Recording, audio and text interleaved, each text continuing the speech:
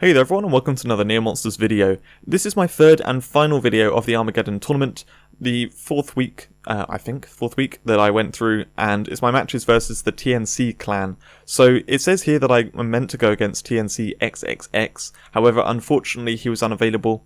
I had to face Memento Mori instead. He stepped in and we did our 3 battles. So it's going to go through these 3 battles, and as always I'll be going through the teams first and then having a look at the battles. The special rules are just as they were before. The first special rules, 173 team cost. We have to have all the secret skills on for the legendaries and mythics, which means that they really do push the cost up in our team. We aren't allowed any low cost monsters, and we can't have Cannon Shogun. So before going through my actual team that I'm using, this is the team which I said I was going to show in the last video, so I thought I can't not show it because it's not actually the team I ended up using. The reason why I used a different team is because I decided to go much more competitive this time around and try and make really strong teams rather than just fun teams. The reason being, in the actual tournament, we kind of had a chance there to get second or first, so I wanted to go more serious and make something more powerful. Anyway, this is the Link Storm team which I previously made and planned to use at some point, and we won't go over it in great detail. Basically, at the beginning, I really wanted to have a rock in there or something as a protector, but because we aren't allowed low-cost monsters, I couldn't do that. The reason why I wanted that is having both the Stun Retribution and Link Double Retribution on Ryzen, and the Penguinator would be really nice with a rock. But anyway, it's basically mad stun at the start. With the Penguinator in the front line is surprising. We don't often see that, but with the Link Double Retribution, it has some actual potential in the front line, and you've also got the Slayer Banal, hopefully, which you can do later. I've got Stun Protection again in 6th position. I've got also the Dracosaur, more Link Stun in 5th position. And then what I've got is Seer Guard for the Chrono Killer, trying to remove any stun counter, stun converter that they've got in their team before, again, more stun. This team is basically crazy stun with sweepers and good stuff. I thought it'd be a lot of fun to play, and I tried it out a little bit, not actually in PvP, but against like AI battles, and it does very well. When you can open them up to stun, it just clears them out, but it does have the chance that they may have the wrong stun protection that I can't get rid of. Like Blue Maluga, it's not really something which I can get rid of with this kind of team. Galvbane can get rid of it, but if it's behind a protector or that kind of thing, it could be an issue. So I thought, be a bit more competitive. Let's have a go with some Link Water. So this is my Link Water team that I made instead. If you face me in the recent PvP that we had, the special rules were 173 cost. I was running something very similar to this. If not this exactly, I can't remember. Anyway, so this team is built around Link Water at the beginning. You can see it's very resilient at the beginning and very hard to kind of get through, because while there are weaknesses, like there's the Chrono Killer weakness in Tardigrade, there's the Stun Killer weakness in Polar Boss, there's not kind of the normal weaknesses you see, and everything is kind of quite fast and quite damaging. So there's some good synergy there with the Link Water at the beginning. You then go into some stun protection and sweeping again. Then we've got some sleep control from Wraith Captain, which Wraith Captain I've been enjoying a lot since I got it at the anniversary a few months back. So that's in there for good Link Water stuff. And then at the end of the team, it's basically a mixture of stun, and we've got the Dolphreeze in there to clear out any stun protection again before the Nova Drake stun.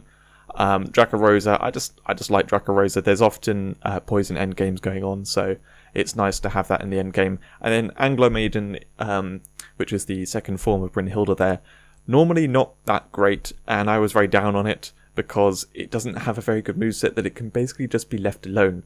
However, right at the back of the team, it doesn't matter if it gets left alone because you've already lost. So it can be slotted into the back of the team quite nicely to heal up both Dracorosa and Nova Drake. They both have whole ground, so it can heal them up and otherwise do revive, which is especially good on something like Nova Drake. If you've done the stun wave and it was effective and then you've done some sweeping, they kill it off. Doesn't matter, because then you get a second one, and then if they're not prepared for another stun wave, that can really turn around a match. So that plus Double Darkbane often finds targets. I'm going to call it Brynhilda. Anglo Maiden can actually do some reasonable work at the back of the team. It's mainly in there for the fun. So quite a strong all-round team. And it did quite well in the ranked PvP too. So now looking at Memento Mori's team, this one is built around, the the first half is a kind of protectors plus sweepers, with Desikian in there to slow down the enemy team too, and then the back of the team is like stun protection and poison sweeping.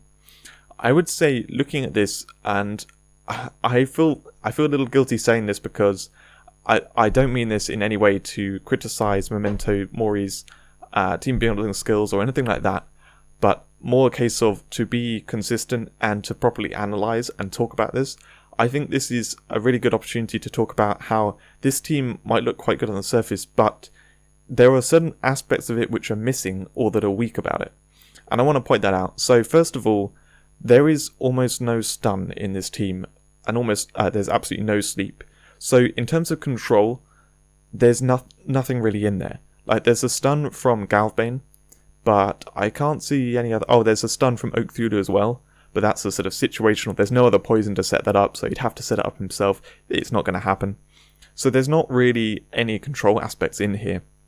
And so to actually be able to turn around a match or like kind of get an advantage and win, it's quite difficult when you haven't got that control.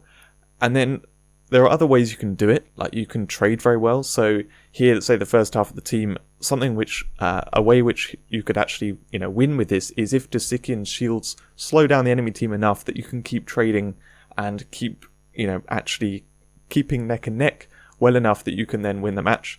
Or if your sweepers get going very nicely. So if you look at the front of the team, we've got both Megalodragon and Galvbane. Now this is a classic case of it's doubling up on protector killing stuff, which isn't that great. They're going to kind of contradict each other. But if both Megalodragon and Galvbane get sweeping, they can sweep very nicely. And then if you've got the protectors plus the shields going on, slowing down the enemy team, they can be killing through it. And that's a way to win. The second half of the team, I said that bit is kind of stronger, and the reason being is the potential of those poison monsters to sweep is really high, and Megavathon next to Delegazar as well, there's some good potential there for sweeping a few things. So there's some potential in the back half for winning, like with poison.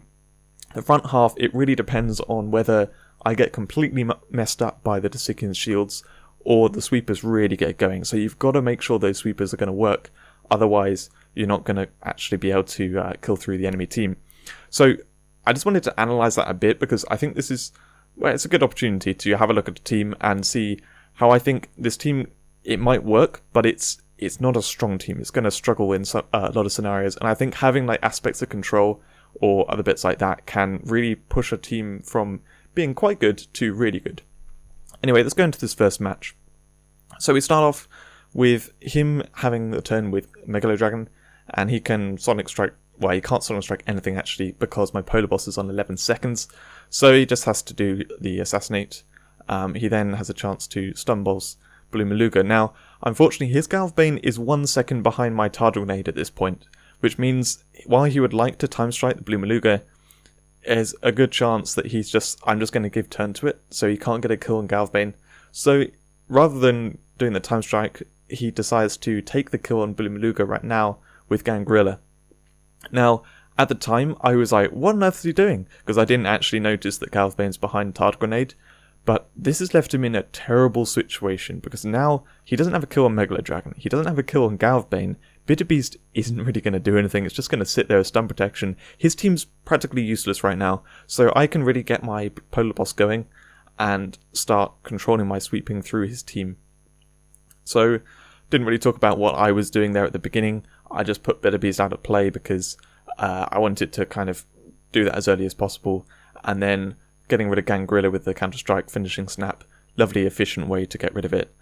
Taunts on the Tardal Grenade as well is going to cause him trouble with the Sonic Strike especially, that he's just not really going to line up that Sonic Strike.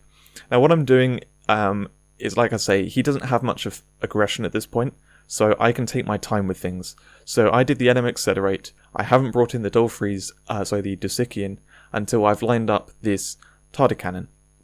So I can Tardicannon Desikian as soon as it enters, no issue from that. Now his Oak Thulu's come in, and I would like to get rid of that. So I take a second and I'm like, I'm kind of in control enough that I can get rid of Galvbane at this point. In hindsight, to really control this batch, I could have left Galvbane there on 1 HP. because I could kill it at any point and it doesn't have a kill, so it's not threatening at all. But that's just how I am when I play. I make mistakes like that when I'm like, oh, I'm sure it'll be fine. I'll just get rid of the Galbait now. But anyway, so that's what I did. And in fact, I start skipping here. I wasn't anticipating to be in complete control in this way. So I waste a few turns here. Like, it's often good to do skipping, but I over-skipped, I think. So anyway, I got rid of the Oak Thulu there. I now do need to get rid of the Galvadillo. So I decide that's probably better to do than the Delegazar. I can kill the Delegazar before it gets a turn anyway, because I've got other turns. So now I do some more skipping and kill it with Finishing Snap. I'm deciding whether to kill it with something else instead. So now I get to this point and I'm like, he can actually Sonic Strike my Tartar Grenade, which is not ideal. Like I said, didn't line things up perfectly, but I decided to let that happen anyway. So sure enough, he takes a second and decides to Sonic Strike Tartar Grenade. I can do the Counter Strike on Leogeist to take it out, so much better to attack the Mechaviathan with my Polar Boss here. In fact, I do the give turn to take down... oh no, I hit Bitter Beast to hold ground. It's a good opportunity to do it because Tartar Grenade's on 1 HP, so if he does go for the Desperate Bite and it gets blocked by Tartar Grenade, then he doesn't heal at all. So that's what happens. I don't know if he targeted it or whether he went for something else and it got blocked. But anyway, I took down the Leogeist there, and I have got this, what do you call it, Scorpio Geist to worry about right now. But because Glacieron's in the field, there's one more thing actually I forgot to mention while doing this, and I think that's why I overskipped and was hesitant, is I didn't have any stun protection. So I kind of wanted my Tartar Grenade to die off, and that's actually, why I lined up for him to do the Sonic Strike on Tartar Grenade. I did actually want my Tartar Grenade to die so that I could get to my Glacieron and Angel Lion. But anyway, that's how it all panned out. So nice, great first match. I got the win that time. Round 2. The rules we have for this one is you can only use 2 elements, and this week you couldn't include water. So I obviously have to make a different team to what I just used. I decided to make a Shadow and Earth team. Now this particular combination I absolutely love. I couldn't do it the previous time because, the first week, because there was Earth being excluded, and the second week I decided to go with something a little bit wacky. So this week I went with a lovely combination where there is Stealth in the first half and Poison in the second half. So this I'm going to go through in quite a lot of detail because I love the sort of synergy that's going on between it. Now, at the beginning I have Dracorosa and Zulong. They combine very, very nicely for me to do the Purifying Mist into the Link Sneak Attack all. Now, if there's any poison, I can kill it. I can otherwise do other different things. I don't necessarily want to do a Link Sneak Attack all right at the beginning, but having that high-speed Link Sneak Attack all available is really, really good. And if anything gets killed, I mean, my whole team has whole ground in the front line. But if something does get killed, then Tenebrae is going to come in and stealth the Zulong. So it's very hard for them to get around. And sure enough, it does make Memento Mori very scared. He's very scared of that Link Sneak Attack all for, the whole time Zulong's in the battle. So anyway, then we've got Bitter Beast for the stun protection. We've got Nova Drake there. If they get opened up to stun at all, then it can stun. And otherwise it's going to sweep nicely because there's a lot of shadow monsters around. Now, in 6th position, we've got the Demon Toad. The idea of Demon Toad here is to enrage Nova Drake. However, I couldn't put it in the front line, and I'm not going to do that and go all in on enraging Nova Drake, because I think a team's a lot stronger if you're building around other stuff, and that's just an option.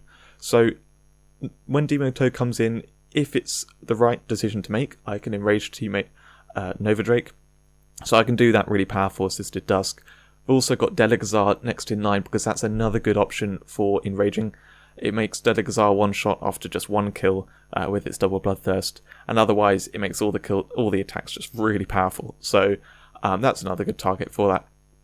Then we've got a bit of stun protection. Now normally I'd put, if I have like an Absorber in the first line, the front line, I would put another bit of stun protection in 6th or 7th position. However, I've put it in 8th position here because Zulong can use the Protector conversion. like I said, really nice synergy stuff going on, which means I can actually, build around in these different ways. I've got the Demon Toad there for the front line, plus then I can fit Delegazar in before having to put stun protection in. It really felt good when building this team. Next I got Flocculosaurus. It doesn't look like it really synergizes with anything. Sure, it's a powerful monster, but the reason why I've got it there is actually for entrance control. It's quite slow speed, but the idea there is that I'm going to try and remove whatever stun protection they have, and then I can tactical retreat into Night Lord, which is a couple of monsters back. I've got the poison stuff there that's going to work nicely. And yeah, Night Lord coming in. Night Lord, I don't plan to send it back. It's basically a target for Magatsuo's toxic conversion to poison the enemy team, which can set up the poison monsters, plus also set up the toxic shot bomb.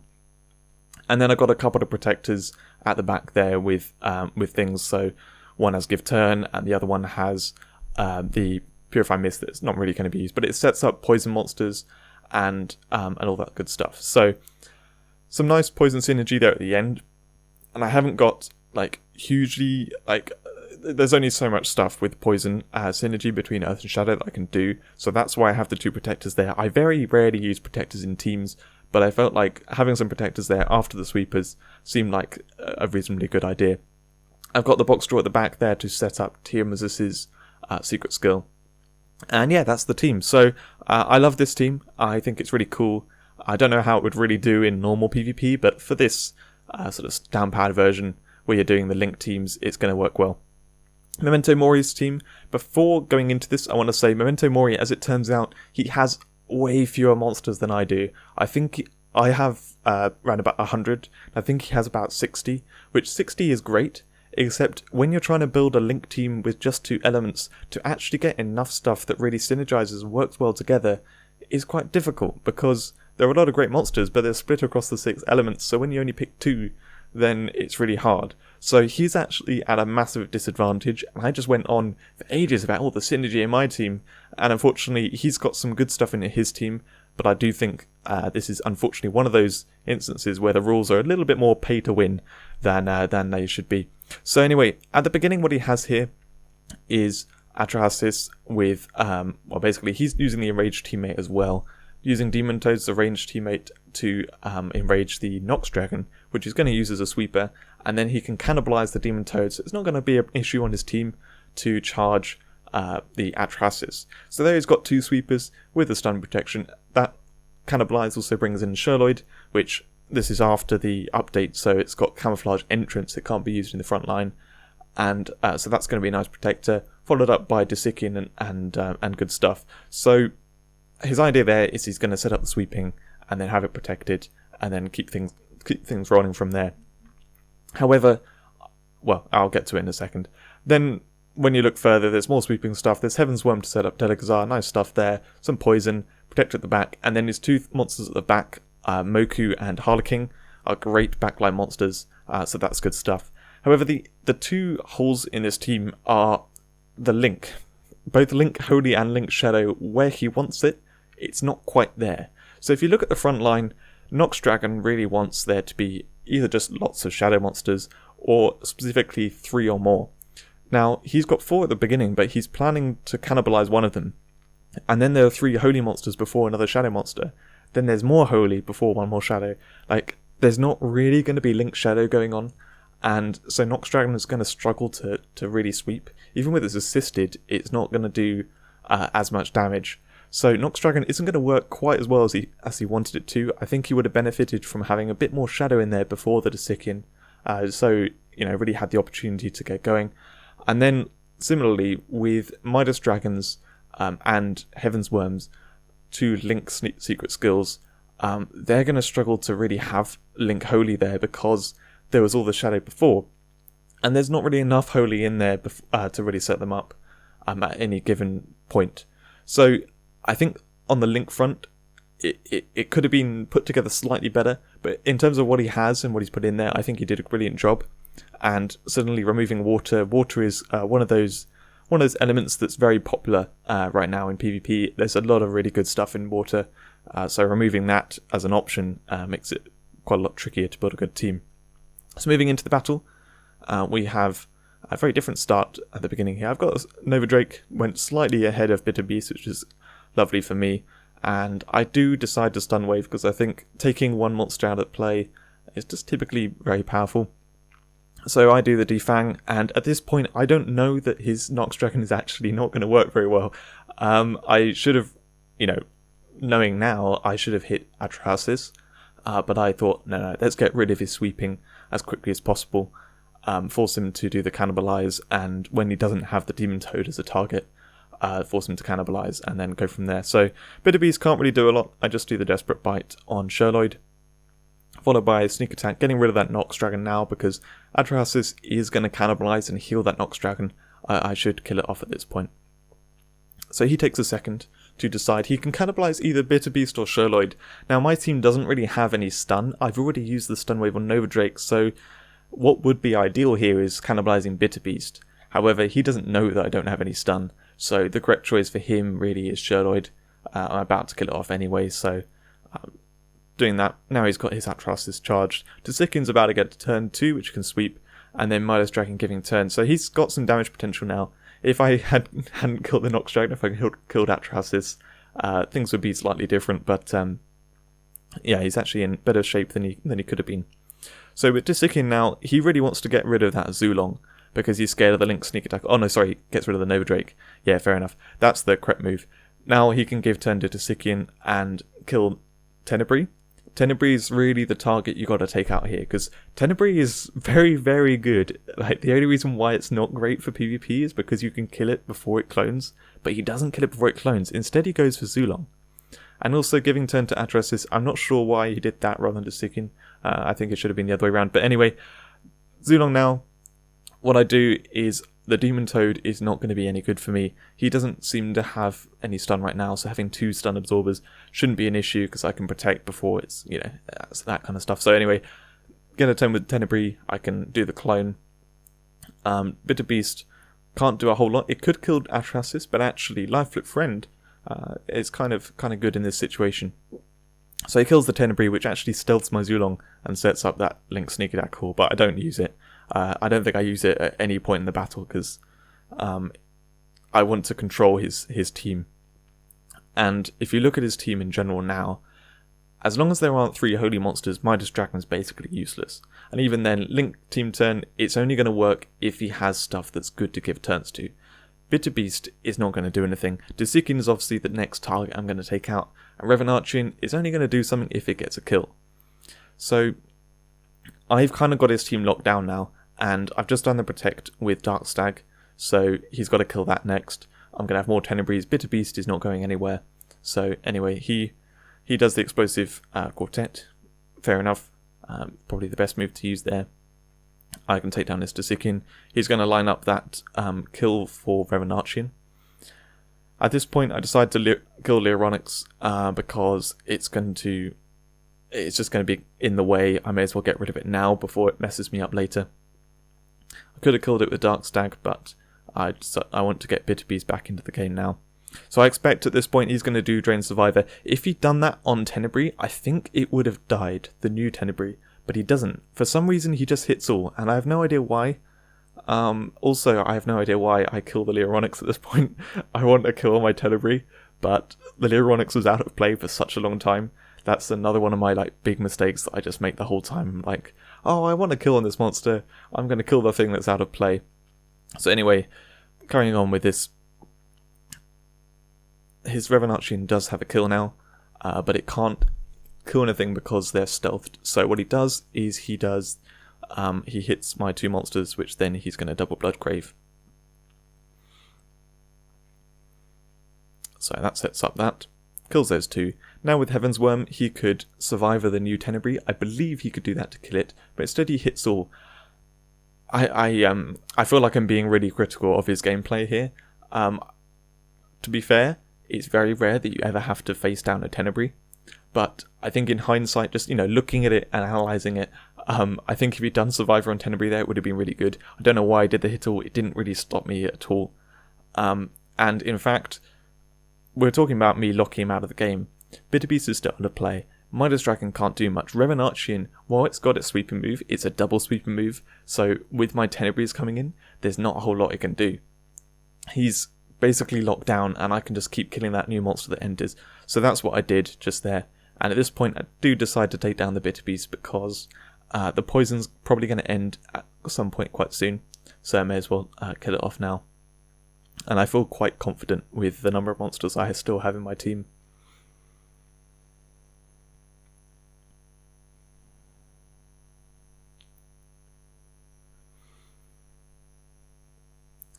He finally takes down my Zulong and decides that, yep, it's time. And that stealths my team again so I can take out the Magatsuo. I've kept him with 2 Shadow and 2 Holy monsters almost the entirety of the match, which is very unfortunate for him with his, just trying to do some Link stuff. I mean, this team's meant to be all about Link.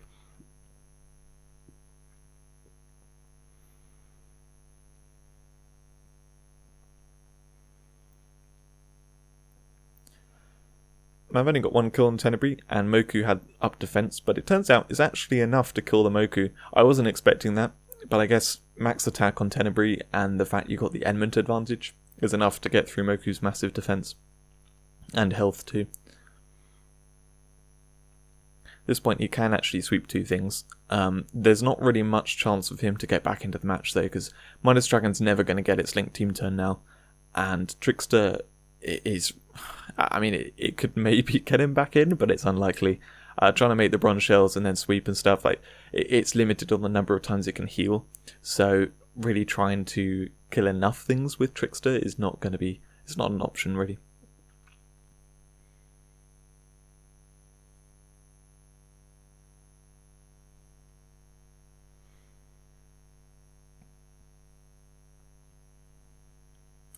I didn't quite kill the Hellodactyl. I didn't think it would, but for a second when doing it, I thought, oh, it might kill the Hellodactyl. I don't know. Don't know how much health it's got. I do the sneak attack on Trickster to get it down to whole ground now while I can. And this also, ironically, forces him to kill my Boxjaw, because if he doesn't kill it, I'm going to kill Trickster with it. Plus, my other 2 monsters are stealthed anyway. And then my Flocculosaurus comes in and kills it anyway, so... Yeah, now it's just a case of me closing out the battle. He clung on for a minute or 2 here at the end. Well, I say at the end now, but like it was from a minute or 2 ago.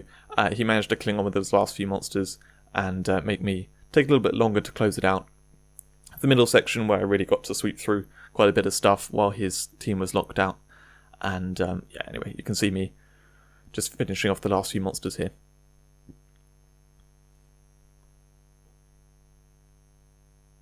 So that was the second battle. Now the third battle is the same rules as we had before in previous matches, and basically it's no special rules at all. So the teams which we went with are actually very similar to what we had in the first battle. So my team is a Link Water again, but this is the sort of fully fledged version that I find a lot of fun. I was actually, when looking at this before making this video, I was thinking, I'm actually going to try this out in PvP again. So the beginning is very much the same, however with Polar Boss changed for Cyclozar. Cyclozar gives the team a more well-rounded approach. It can, just deal with a lot of different situations. Cyclozar is brilliant in the front line for that. Polar Boss is further back at the poison part, so the middle section going into the end of it is poison. I've got Atlan Tyrant with Magatsuo, which is a lovely combo that doesn't really work in PvP. Getting Epidemic off is not really going to happen, but I have got Epidemic on just for fun, in case that happens. Then I've got Freeze Cobra setting up Polar Boss. Lovely combo there. Plus then Black Titan next in 9. The Black Titan will probably end up killing the Atlan Tyrant, but it poisons my team, which is what I want with this kind of team. Getting a second Detox Strike on Polar Boss and Freeze Cobra would be very nice. And then next, after that, I have stuff which doesn't have hold ground. It's not going to get messed up by the Freeze Cobra if Freeze Cobra sticks around. So we've got the Chromera there. Maybe that can get rid of some stun protection, so I'm not going to get messed up by the Stun Revenge on Tigeron. And then otherwise, we've got a bit of stun protection there at the end and some sweeping involved. So that's my team. Looking at his team, it is basically... When I was looking at the 173 cost and I was saying how it was missing bits, This is almost identical to the first team, but with those bits added in. I think probably what happened is he made this team originally, and then he made a 173 cost version of this team where he took out various bits to bring the cost down. And what he took out was the control stuff. So in the front line here, he's basically removed Megalodragon and moved Cthulhu forward from the 7th position to 4th position. That's very good in the front line. I love Cthulhu in the front line because it just helps your sweeping get going, which is partly what I was saying before, that the sweepers really need to get going, the ones in the front line. And having auto poison is just going to help that happen. And then also, maybe doing the poison flash a little bit later on to start controlling the battle as well. So in place of Cthulhu, we've got the Canis Shogun, which is great there with next to the second form Armor Vault. It's going to have the excessive force, so that's very nice. And getting shielded as well means it's going to be a brilliant sweeper. We've got the normal kind of stuff going, the Mechavathon and Delegazar. Then we've got Sober King put in. So like I said, he took out the stun and control. Sober King, brilliant for the stun and control, and it's going to work very nicely next to Mechavathon as well, having extra turns on that. Anyway, so then we've got the poison stuff at the end. I'm not exactly sure why Moku's ahead of the poison stuff. It should, in my mind, it should be behind. But maybe there was a particular reason. And so he's got the strong poison stuff at the end. He's got the sweeping, which is now nicely supported. And in the middle, he has a bit of control that he didn't have before. So this team is basically an upgraded version of what I would call an upgraded version of the first team. And if it was the case that he built this team and then took stuff out of it, makes a whole lot more sense. In general with what we were saying before. So yeah, I don't mean to be down on his team building at all. I'm sorry, Memento Mori. I'm sure you've watched this and you got your head in your hands. I'm sorry. I'm analysing it because I feel like it's a good opportunity to look at team building and how these teams are put together, and whether they would work, what they've actually got as the components. Anyway, going into the match, so it's going to plan out fairly similar to the first battle at the beginning here. We've each got a different monster in our front line, but ultimately they're the same. So he does the stun pulse and Bloomaluga. Now I'm like, I need to get rid of the Cthulhu. So ironically I say Cthulhu is brilliant in the front line, but actually my Cyclozar counters Cthulhu. So anyway, he live flips it. Now at this point I've got two choices. Either I counter-strike the Gangrilla, and then I can still give turn to either Cyclozar or Guy Murai to kill the Cthulhu. That's combined with the Celestine, which I can skip with, or I just kill the Cthulhu. Now, I looked at this match just before making this video, and I was thinking, it's actually a mistake to do the Overconfident Strike. I should have done the Counter-Strike to Gangrilla. However, the reason why I did that is because I was thinking about giving turn to Bloomaluga, so I didn't want to use the give turn with Tartan Grenade if I could avoid it. So anyway, that does make sense to just go ahead and kill the Cthulhu. And in fact, he kills I thought it was a mistake because he just goes ahead and kills the Bloomaluga. But that's basically the reason why he kills the Bloomaluga, is so I can't give turn to it. Because once again, the Galvbane was just behind my Tartar Grenade after using the stun pulse, so he couldn't time strike to kill it. Anyway, moving in with this battle, so I want to get rid of the Gangrilla, of course. I'm looking at this and thinking this is quite similar to the original battle, so I know I need to go with control here, and I'm using the Cyclozar to take out the Sherloid. I've also lined up once again the Tardy Cannon? I think it's Tardy Cannon. Yeah, Tardy Cannon for the Desikian. So I'm able to do that. I'm also able to counter-strike Gangrilla once again to take that out. So you can see things are going to line up very nicely with taking out the Desikian once again, and then finishing Snap Gangrilla. Nice efficient killing. Galvbane, unfortunately, because it didn't get that kill at the beginning, it's not a whole lot of use. It's just going to spam Protect Killer, which, to be fair, it's coming from a 4 attack and my monsters are water, so it does do an annoyingly large amount of damage. But ultimately, it's not going to be much help. And I can start killing off that 4th monster in his team. Now, he's got Sober King coming up, and this is where I start sort of thinking harshly, basically. I look at my team and I'm like, okay, I need to get 2 monsters back for Angel Lion. I think about giving turn and I'm like, actually, I can do this very carefully. to line up the exit plan and then step back to bring in both Glacieron and Angel Lion, so I actually benefit from that stun rather than taking that stun. So I do that, and I just carefully take my time here because he hasn't got any aggression here that he can do, and the Mechaleviathan is going to it could team turn, but to be honest, it doesn't matter if it team turns because there's nothing for it to really benefit from having turns. So anyway, yeah, I take my time, I do the NM Accelerate, and I'm keeping my Goromori alive by doing meditation.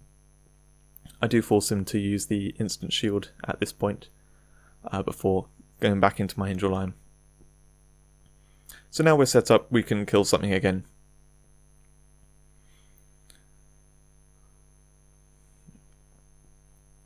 Annoyingly, I can't really do anything. I can't do much with Tardigrade at this point, and in fact, I kind of want to save my give turns. But actually, my main reason why I use Survivor All at that point is I want him to forget about my Tardigrade. I want him to forget that Survivor All is probably going to be charged the next time it gets a turn. So by putting it a bit out of play, I'm not making him worry about the give turn from it, and hopefully I can get around to having the Survivor All on Tardigrade.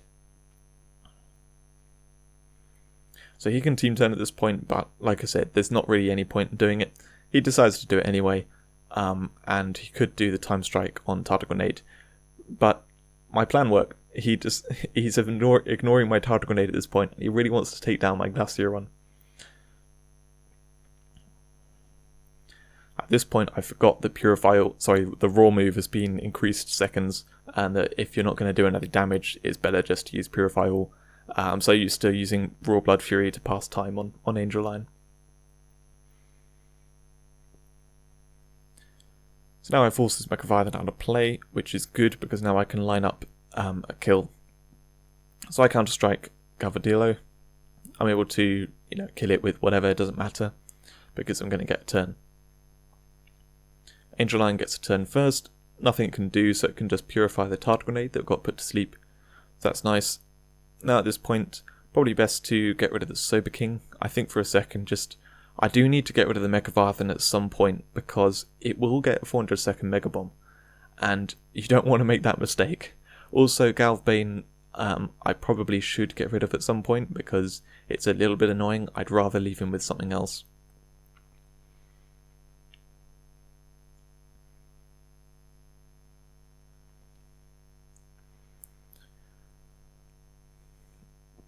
So he's trying to keep my Goromori's health down all the time, but I can line up a kill for Angel Lion at this point.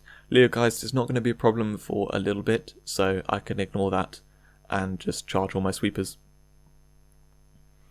Now this point is where I do some questionable things. I'm not entirely sure why I did this. Yeah, I don't really know. I should really kill Moku at this point, but for some reason I decide to attack Bitter Beast, and yeah, I just do that. I don't know exactly what I'm thinking. I know it's what I want to do is I want to do the Survivor All with Tardigrade, and for some reason maybe I wanted to kill Tardigrade off with the Survivor All, or I wanted to get the Desperate Bite on Bitter Beast at that point rather than afterwards. But anyway, that's what I did. I think, the other thing that I could have been thinking was I wanted one of their monsters to have a kill so that Link's Slayerbaneor would do good damage. But anyway, whatever it was, that's how I close out this match. And as you can see, he's going to have a little bit of aggression coming back now, but not a whole lot. So that closes it out for this video. Managed to win all these 3 battles. TNC went on to win the tournament, so congratulations to them. I also managed to win my group, just slightly, just by a few points managed to win my group. So yeah, great tournament all round. Thanks to Lemon for the hosting, and I hope you enjoy the videos. I will see you in another video soon.